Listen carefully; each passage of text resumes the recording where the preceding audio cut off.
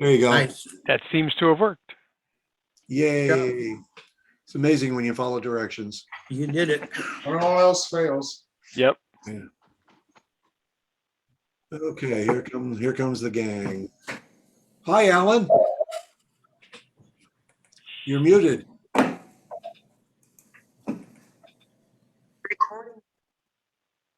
There we go.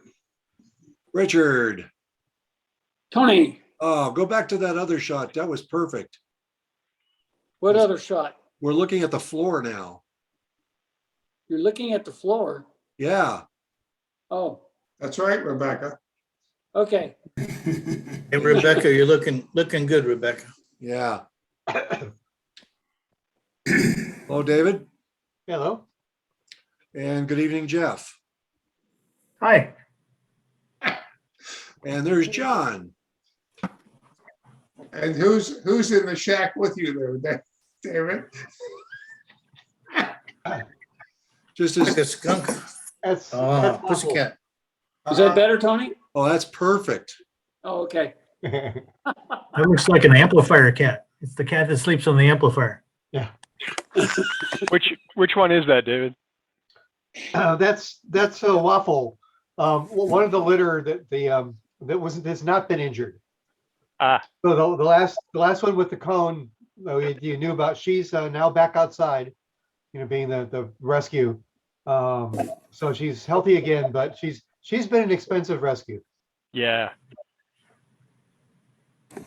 I feel like I go through all these pictures here and I'm saying hello to everybody. I almost feel like Miss Nancy on Romper Room.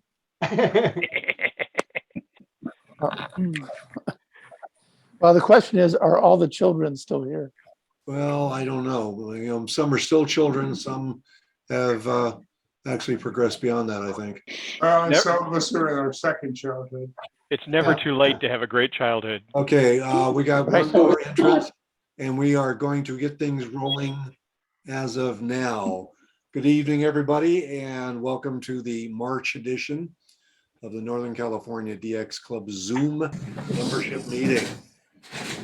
If you don't already know, I am Tony K6BV, and everybody's doing well, getting some good DX under their in their logs. And this evening, I'm going to reintroduce or re-welcome John Portune W6NBC, who will now give us a little insight into the building of a 10-meter Moxon antenna. John, you're ready to go. All right, had to unmute my microphone there. And good evening. I assume I have screen share capacity. So, yes, I do. Okay, let's share the screen. See, I'm getting better at this. Yeah, you're not doing too bad. Okay, if everybody can mute yourself during the presentation, we'll do questions and answers afterwards. Sure. Get rid of some of this other clutter here. There we go. Let's go full screen on this one. And go to slideshow from the beginning. Okay. I want to collapse that so I don't see it. All right. Tonight's presentation will not be something highly exotic. I can do that one for you if you like. If you'd rather prefer, I'd give you my talk on Maxwell's equations, but no, I'm just kidding. No, I'm going to do one on Maxwell's equations one of these days. Nobody seems to take the time to try to explain them so anybody can understand them. They're not that hard, but they're very impressive. Anyway, we're going to talk about building a 10-meter Moxon. Actually, we're going to talk about building a Moxon for almost any HF van, but I'm going to concentrate more on the actual 10-meter one that I and a good buddy of mine, W6OEK, recently built. So for an article in either in QST or the ARRL's Newbie magazine, On the Air. The new editor of QST used to be the editor of On the Air, but she became the editor of QST when Steve Ford just recently retired.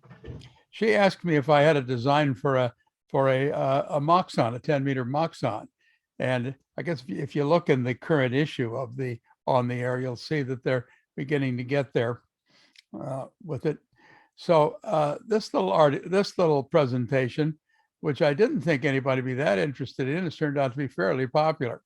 So because I think though people, particularly a group like the DX Club here, is into big antennas, you might have some interest in a little more junior antenna here that's of a pretty good design. One of the reasons QST though was interested in the 10-meter Moxon, besides it being small and perhaps easy to build and perhaps inexpensive, although it's not as inexpensive as they found out, was because of the sunspot cycle, which of course you guys are all intimately familiar with its ups and downs. And here's of course the long-standing ISES prediction of the sunspot cycle 25, supposedly peaking in late 2025. However, the actual statistics there on the left in the black line have been peaking earlier, as most of you will know. This is a somewhat out-of-date chart now, but the principle's the same. And it looks like the cycle is going to peak earlier, so some people suggested it might be a higher peak. But notice the blue line. I've added that to this. This comes from another scientist, another atmospheric scientist, who put that blue line there, showing that cycle 25 is actually mimicking the blue line, which is cycle 24. And as most of you know, cycle 24 was a pretty ho-hum peak. So maybe this peak of 25 isn't going to be that great. We don't know. But that's anyway why QST was interested in the Moxon, because it seems like a good newbie antenna. I'm not so sure. It's pretty expensive to build, like any antenna, but it's a good antenna. It has many nice characteristics, even if it is not a big 10-element beam at 100 feet. The antenna became popular in 1990. What is it, 3 there? I got the little thing covering up. Yeah, 1993, by Les Moxon, a Brit. I spent a lot of time in Britain, so I'm very conversant with the Brits. My first call sign was G5AJH. Anyway, and now M0GCK. But anyway, he popularized this antenna. He noticed something about a little 2-element beam that could make it a little more compact, and wrote this article, HF Antennas for All Occasions, which the RSGB has as that particular publication. But one of the big luminaries or leading voices that was in ham radio, he's a silent key now since 2009, Jerry Sevick, W2FMI, wrote a lot of good articles on antennas. He was a big fan of the Moxon. He thought it was a great design, so he wrote quite a bit about it. Even wrote a calculator for it back in GWiz Basic, although it's a much better one that you can get today. Anyway, so it's though a small antenna and not a big DX catcher, it's certainly an interesting little antenna. And of course, it's a fine field day antenna. And this particular author, another luminary in the ham radio world, Seebeck, W4RNL, was also a big fan of the Moxon, saying that it has good gain and reasonably good front to back. And a couple of reasons for considering it for field day, because the Moxon we built is a quick up. You can build one of these and stick it up very quickly. And so it's very suitable for field day or portable use, like if you're an RVer. Well, here is the Moxon, in case you're not familiar with it. I suspect most of you are, but you might like a little more on it. Moxon is basically a Yagi, a 2-element close-spaced Yagi. But generally speaking, it's a wire antenna, although you can make it with tubing if you want to. The one they're showing in QST this month is a tubing Moxon, but it adapts very well to making it out of wire, because you make a wire loop around the whole thing with it, as you see here. But it's like any simple 2-element Yagi. It has 2 elements, a driven element and a reflector. You might say, why not a director? Well, simply speaking, in basic theory, a Yagi adds more gain by the first reflector than it does by the first director. So reflector is a better first element to add to a dipole if you want to make it into a Yagi. Gives you just a little bit more gain, a little bit more front to back. So not a lot, but some. So that's why the Moxon uses a reflector, which of course means, if you'll notice, that the ends of the two elements, being made of wire, are folded inward. Of course, we all know you can fold the ends of a dipole and have very little effect on it. You can even fold it into a V, like an inverted V, and it works just fine. And so that's what it is. It's a couple of dipoles, a director and a reflector. I mean, a driven an element and a reflector with the ends folded in. And of course, because it is a Yagi, there's a difference in length. And that's why the little insulators that hold the wire loop together at the ends are slightly off-centered, so that the driven element is about 5% shorter than the reflector element. But it's a nice, very adaptable antenna to making a simple wire Yagi, particularly with this basic configuration of mount for it, which is what my buddy Jim and I kind of worked out after 9 iterations. We sent in 9 articles to QST before they bought this one. Here's the 10-meter Moxon at 15 feet. Why 15 feet? Well, that's half a wavelength high. Most of you who will know this, many of you will know this, but a horizontal dipole doesn't become a really good antenna for DX until you get half a wavelength or more. And because most and many newbie antennas are lower than that. What happens to a horizontal antenna if you get it below half a wavelength? It becomes mostly an NVIS antenna. Everything goes straight up and the directivity goes away. So put a half wave dipole below a half wavelength and you pretty much got an omnidirectional cloud burner. But at 10 feet, which is a half wavelength for on 10 meters, or 16 feet actually, this antenna has this radiation pattern. You can see it here. This is the elevation of a 10-meter Moxon on standard formula Moxon. Looking at it from the side on the left, or the elevation pattern, good front to back, reasonably good front to back anyway. And a forward gain here, what would we estimate this, about 7 dB? That's pretty good. Not a bad little antenna, and certainly fairly small, and certainly very lightweight. And you can see it looking down from the top, up at the top, has a broad, almost circular radiation pattern in the forward direction. Not a big 10-element beam, but it's a pretty good little antenna. And here's the SWR curve. I didn't modify this curve. This is exactly what I got when I built this Moxon, exactly to the little formula in the calculator I'm going to show you. You notice it's under 2-to-1. And of course, any professional radio engineer knows that if you can get your antenna under 2-to-1, use it. The loss is very small. No need to get your SWR down to 1.0000001 to 1. That's not necessary. That's just overkill in most cases. I never trouble myself with an antenna that has an SWR under 2-to-1. I like to get it down to about 1.5 to 1, where the loss is almost insignificant, but 2-to-1's fine. Any hilltopper in the commercial radio world stops quickly at 2-to-1 SWR. All right, here's a little calculator. If you want to build yourself a Moxon, use this little calculator. It's really a piece of cake. There are several other ones on the internet, but I like this one. You can find it at this particular website, Tippet.net, CGI bin Moxon Gen PL.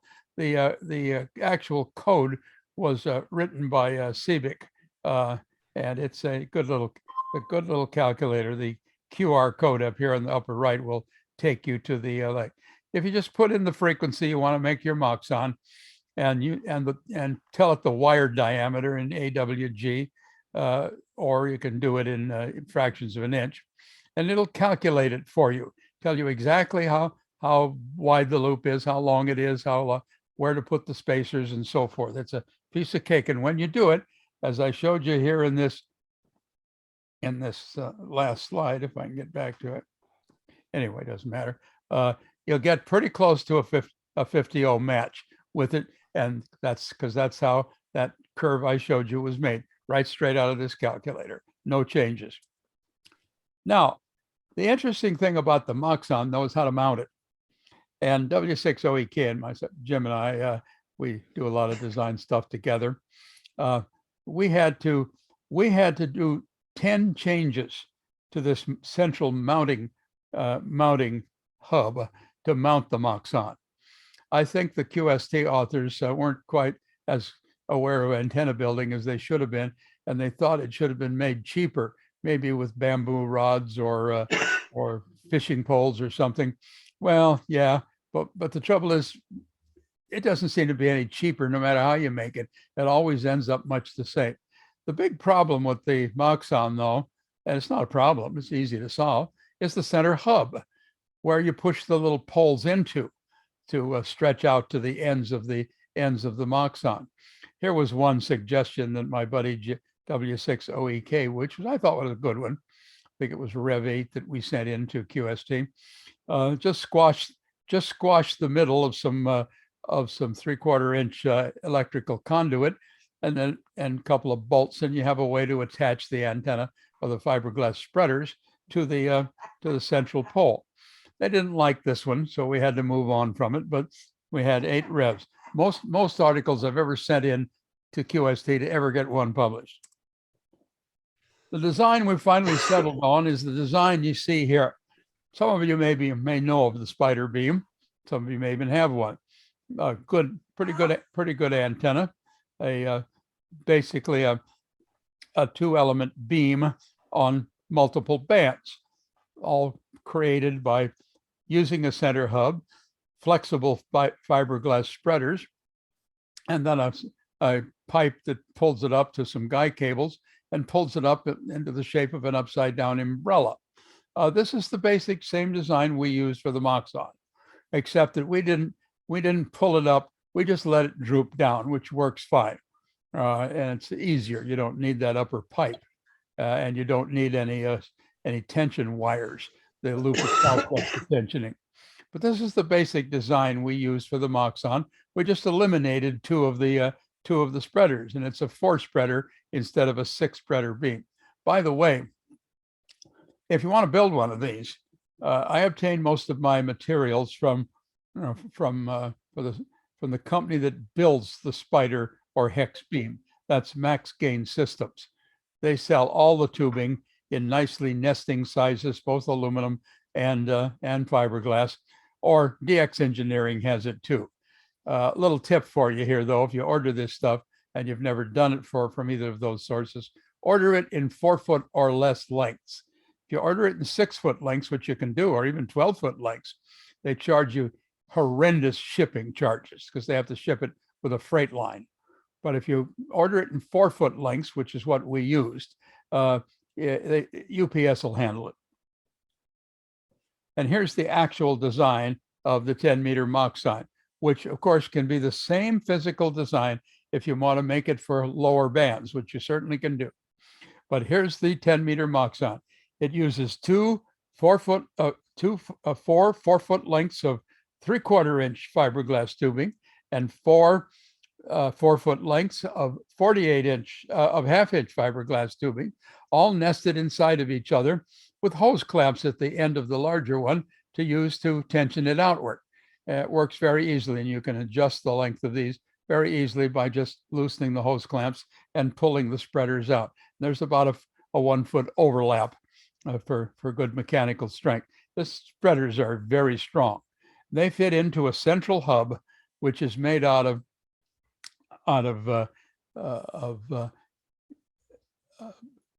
EMT conduit, electrical EMT conduit, or 7/8 inch Schedule 40 aluminum pipe, which you can get at a metals dealer easily. So this is how it's basically made. And you can see the Moxon loop around there, the wire loop in a dotted line, and the insulators. These figures, which you can see here, which are in inches, are right from that calculator. No change. That's exactly what we took them out of the calculator. And when we took them out of the calculator, they gave us an SWR under 2:1. No, this is perfectly good.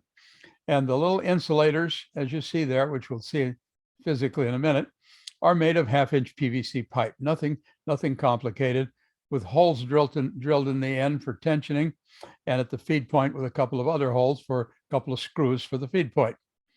The feed point leads over in coax to the central pipe there and goes down.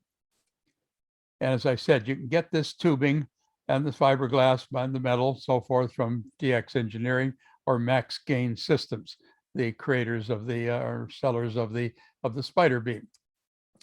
Here's the center hub. This is made with one of 3 kinds of tubing. You can use any one of them. They all work the same. You can use 3/4 inch thin wall EMT conduit, either steel or aluminum. Either one will work fine. Aluminum is probably better for weight and weathering, but you can use steel if you want to. Or you can use 3/4 inch Schedule 40 aluminum pipe to make these. Now you might say, what do you mean Schedule 40 aluminum pipe? Aluminum pipe comes in 2 types: fractional size and schedule size. Fractional size aluminum pipe is outside diameter. So if you buy a piece of 1/2-inch aluminum tubing, not pipe, but tubing, it'll be 1/2 inch outside diameter. But if you buy a piece of 1/2-inch Schedule 40 aluminum pipe, it'll be 1/2 inch on the, or at least 1/2 inch on the inside. Schedule 40 aluminum pipe, which you can get at any local metals dealer, and you can also get fractional pipe too. But Schedule 40 aluminum pipe fits into standard PVC fittings. Ever wanted to make a little antenna with aluminum pipe and PVC fittings, but the pipe wouldn't fit? Buy Schedule 40 aluminum pipe. It fits right in. It's the same size. Or 3/4 inch aluminum or steel EMT is also the same size as Schedule 40 aluminum pipe. Or if you want to use aluminum tubing from DX Engineering, buy 7/8 inch thin wall aluminum tubing, and it's pretty much the same size. You can use any of those 3 kinds of pipes to make the center hub. They're set on the main mast with a couple of hose clamps, not hose clamps, but mast clamps, common mast clamps, which you can buy in all sorts of sizes to go onto masts of various sizes. And they just clamp onto the mast at an angle. Don't worry what the angle is. When you tension the wire around the spreaders, and with the center one of these center clamps loose, the angle will set itself up naturally. So don't try to measure out the angle here. I forget what it is. It's I forget, some 20 some degrees, I think. Doesn't matter. Don't even try to measure it. It's not important. Just build the antenna, put the wire on, tension the spreaders, leave the center hubs loose, and it'll go to the right angle and then tighten the nuts. It's very simple. I want to show you this just for fun. I showed this same presentation to the club that meets in the Pentagon. I've given them several talks, and one of the hosts back there showed me this picture and sent it to me of his spider beam that came down in one of the recent East Coast ice storms. And I said, "Oh boy, what a loss." He says, "No, it wasn't a loss.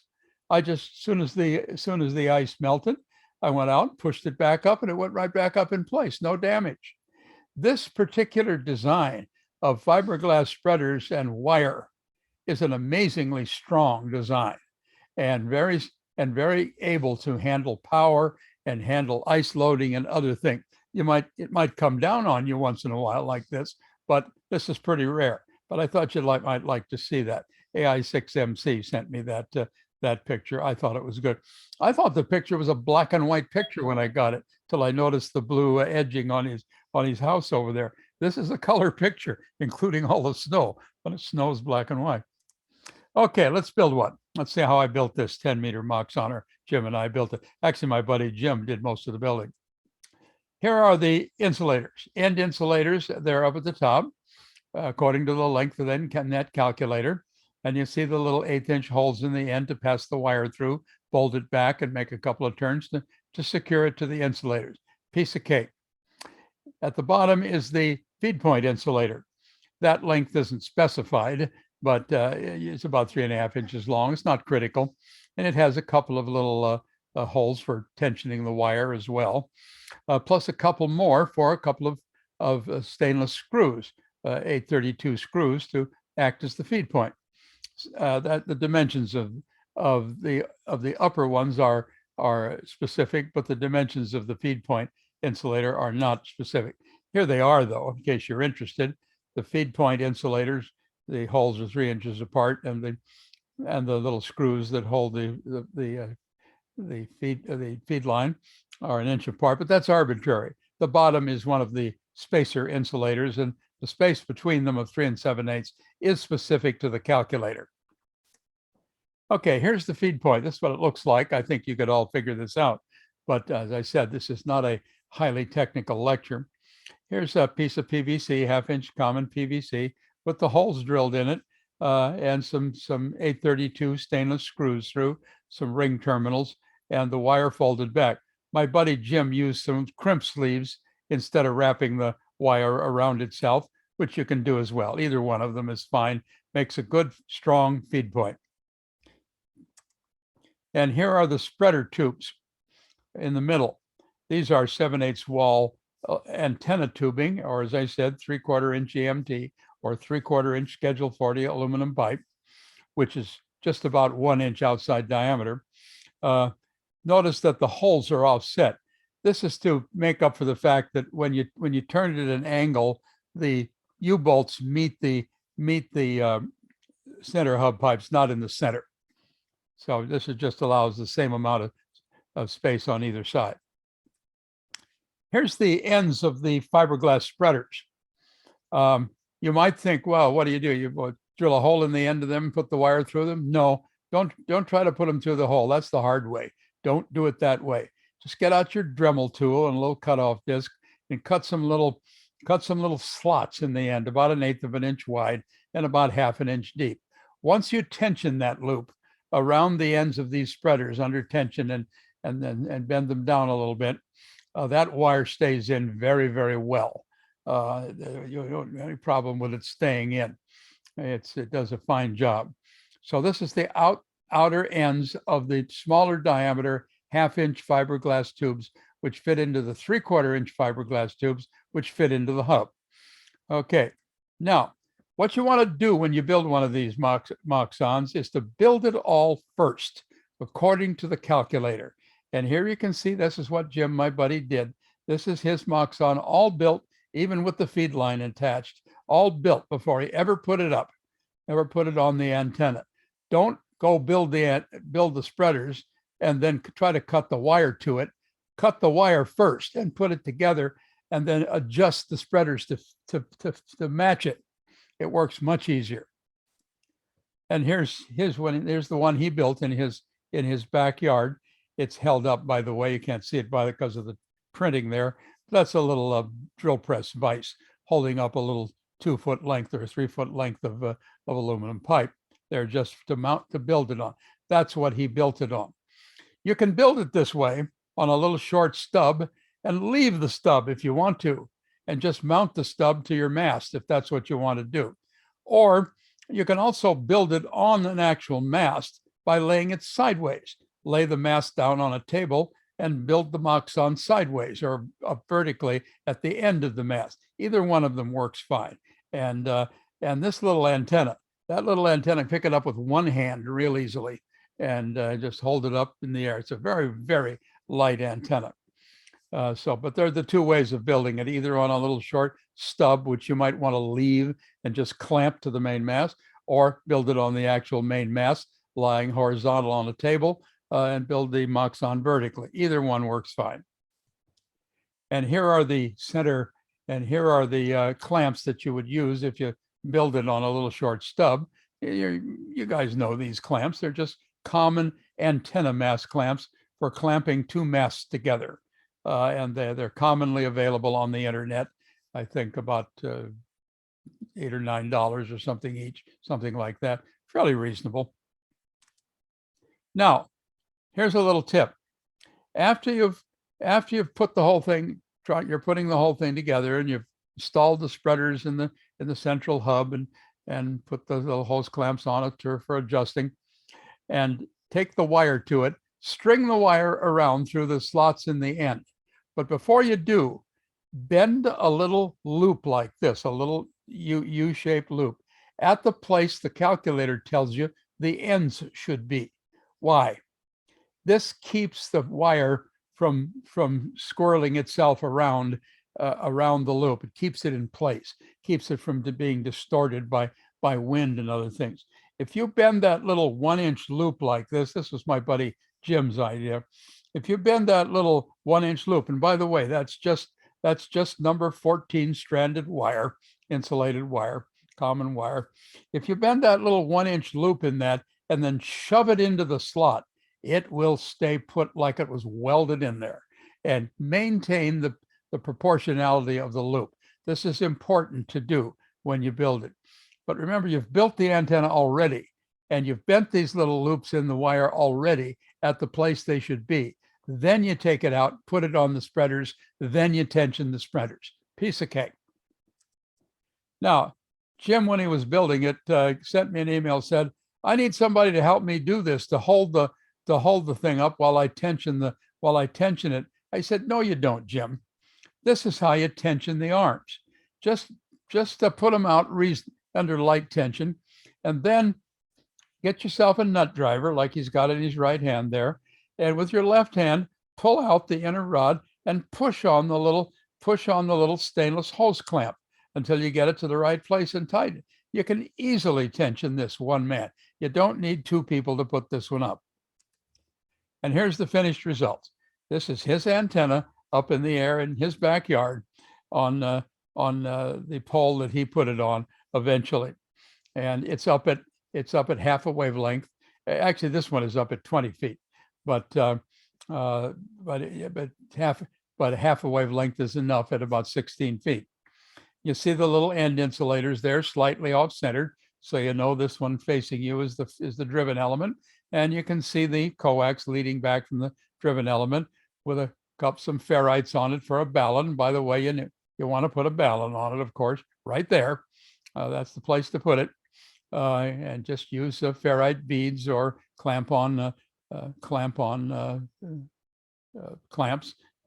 noise clamps, and ferrite noise beads. Now, you might notice here in this picture that he caught a picture of the moon in his picture. Actually, he didn't quite. I'm a big Photoshop fan. I love to tinker with Photoshop drawings. The moon in his picture was there, but it was only about 1/3 the size. So I decided, hey, we need to really see the moon in this picture. So I Photoshopped it up to 3 times the size. No problem. Just a little Photoshop trickery. Never know what you're looking at these days with Photoshop. Now, Jim went one step farther and did something I thought was real clever for a field day type of thing. And this is just a quickly done thing. I think it could be made a little more sophisticated, but this one I thought was pretty good. He bought himself a couple of, 4 10-foot, 2 10-foot 2x4s at the local builders, and cut them up this way. Used a couple little pieces for the uprights and some more little pieces for each one. Each one of those, by the way, is a 10-foot. It's a 10-foot 2x4, and he cut a little bit off the end for the little foot to help it stand on uneven ground, and another piece for the upright, and then cut a piece of 3/4 inch plywood to make the gussets, and put it all together with drywall nails. I thought this was an extremely clever way to build a little temporary mount for this antenna. And there you can see it standing in his backyard. He had to put a prop under the middle to hold the middle up, but that's fine, no problem. That's a clever little mount, I thought, for something temporary. And with a few bolts and stuff, this would make a great field day temporary mount. I don't know how high it would go without guys, but with a few guys, it'd go almost any height. Great little mount. Now, let's add some additional spreader tubes. Use the same physical design and take this Moxon down to 20 meters, all the way down to 20 meters through 15 or 17 and 12. You can make it any of these sizes. You might even put all 4 of them on one common Moxon if you want, and feed them at a common feed point. But let's take it down to 20 meters. I haven't done this yet, but it certainly can be done. And here is a drawing showing the Moxon built with four sets of four spreaders. The black ones at the red ones at the outside. I'm sorry, the red ones at the outside, which are 1/2 inch. The black ones at the outside, which are 1/2 inch. The red ones, which are 3/4, so forth. And this shows you the. No, I'm sorry. Yeah, I'm getting garbled here. Anyway, it shows you if you use 1/2 inch, 3/4, 1 inch, and 1 1/4 inch spreader tubes and nest them, 4 of them, they're 4 feet long, and hose clamps at each of those junctions, you can get all the way out to 20 meters. This shows you approximately what the size of the loop would look like. The dotted line is the 10-meter Moxon that I've been showing you. You could even do a 6-meter Moxon on the same mast if you want to. Put all the wires on it, and then you'd have a multi-band antenna and feed all the feed points back to a common feed point. Because remember, the calculator will end up at 50 ohms, and once you put them into a common feed point, it'll only see the one loop of the frequency you're putting into the into the coax. So it's like a fan dipole. You can do it the same way with the multi-band Moxon. And that's it, folks. That's the little humble Moxon. It's an interesting antenna, but certainly not one to forget about. Okay, well, thank you very much, John. That was another very interesting presentation. I really do like your presentations, by the way. Let's open this up for questions. Go ahead and unmute yourselves.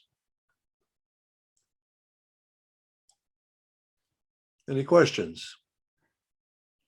Stony's Yeah, Island. I have a question. Yeah, go ahead, Richard. With that Moxon with going 6 through 20, is there any interference between those different sizes with the wires going in between them? Well, let me ask you that. Let me do what Socrates used to do and use the Socratic method and answer your question with a question. I'm sure you're familiar with the spider beam or the hex beam. I have a hex beam. Yeah. Do the outer elements interfere with the inner elements? No, they don't seem to, but they're also not in line with each other, so to speak. Yeah. And Well, that's my question. I agree. They're not in line, and neither are these going to be in line. Each smaller one is going to be slightly higher than the other one. Okay. But the point is, if you've ever made a fan dipole where you've connected a whole bunch of dipoles to the same feed point, they don't interfere with each other. There's very, very little interaction because the antenna that's not at the right frequency is a high impedance antenna and it's non-resonant for that particular band. Now, you might get some crossover between a couple of bands. We know that 40 and 15 interrelate a little, but Yes. we're not using 40 here. I don't think the Moxon is quite suitable design for 40 meters, but hello, who knows? Okay. Thank you. David. Yeah, John, are you aware that has anyone done any modeling or looked at comparisons with the classic Moxon with the urban beam? You know, the urban beam is kind of a squashed variant of that folded 2-element Yagi. I don't know what you're referring to. I'm sorry. Yeah. Oh, okay, it's the stepper, the smallest stepper model. Uh-huh. And instead of, if you take the Moxon and squeeze the middle so it looks like a bow tie. Yeah. Uh-huh. Urban beam. Yeah, Beam. it's that's what the urban beam is. How do you spell that? Urban as in city. Oh, urban beam. Yeah. Yes. Yeah.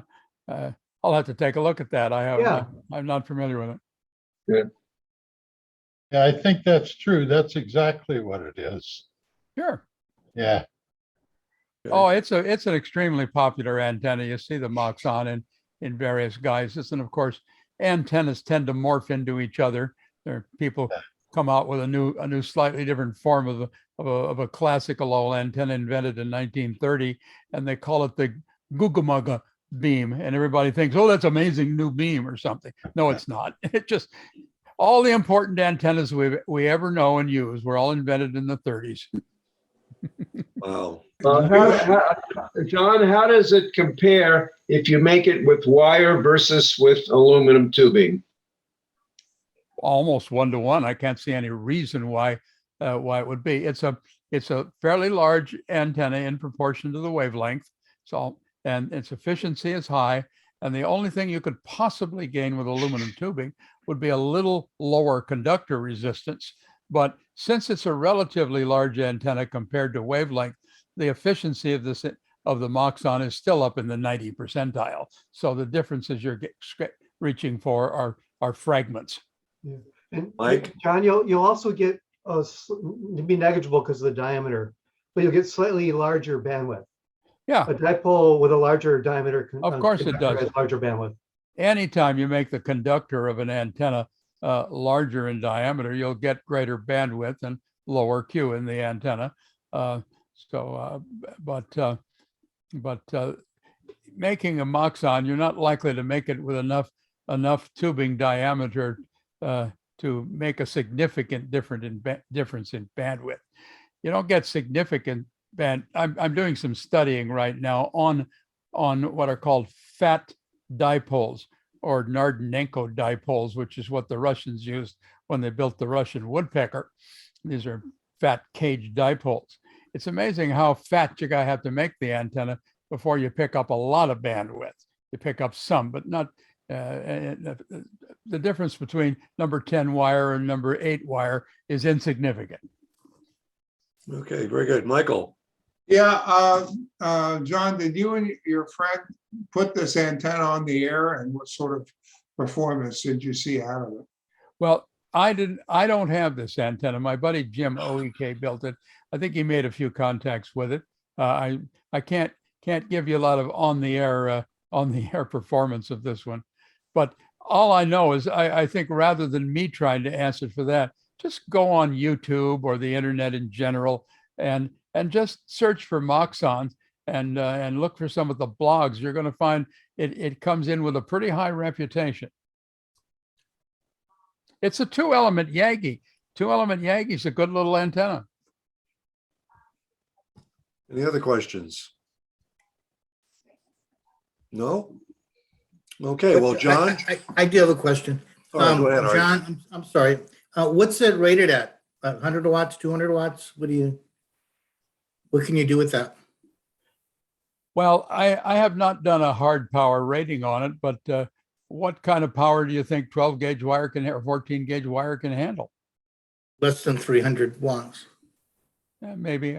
What's the current at a kilowatt? Yeah. In 50 ohm. It should be able to handle a kilowatt. About 5 amps. Yeah. Will 14 gauge wire handle 5 amps? 14 gauge wire will handle 13 amps in your house. Yeah. Right. 14 gauge wire will handle a kilowatt in the shade. Good point. Good point. You have to turn one over to W6OPO and let him have his way with it and see. Yeah. Oh, well, as we all know, the internet is rife with opinions which aren't necessarily backed up rigorously. Indeed. John, I did have a question. Go ahead. Yeah, so your friend Jim used the little trick at the end of the spreaders where he took about 2 inches of wire and bent it over for the ends. Did he add onto the length of the wire to do that, or was it not necessary to change the dimensions to accommodate that? On 10 meters, the loss of about 8 inches made a little tiny difference, probably a few hertz here and there. I don't know. I don't think he did. I think Okay. he was looking for a method. If you want to compensate for it, you can, but I think I think it's hardly worth the powder and shot to blow it up. Yeah, okay, thank you. I suspected so. One more question. Go ahead, Nick. Does it I make just wanted much? to say- Does it make much difference if you it's flag shaped the way it is now, or rectangular? Would it make much difference if you tried to force it more towards a square? Well, let me ask you this: what effect? Again, I'm going to use a Socratic method and answer a question with a question. Remember, it's a Yagi, not a loop. It's a Yagi. because the ends aren't connected. What effect does it make to change the spacing on a Yagi? Well, it has some distinct effects. There are some optimum spaces for a Yagi.